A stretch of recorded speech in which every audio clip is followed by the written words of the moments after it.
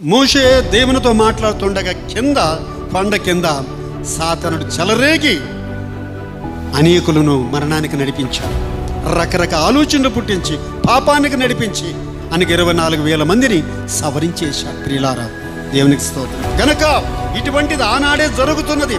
గనక బైబిలులో దేవుడు తన నమ్మిన పిల్లలు నా ఆజ్ఞలను అనుసరించి నడిస్తే దీర్ఘకాలంగా సుఖంగా క్షేమంగా బ్రతుకుతారు, నా సన్నిధిలో ఉంటారు.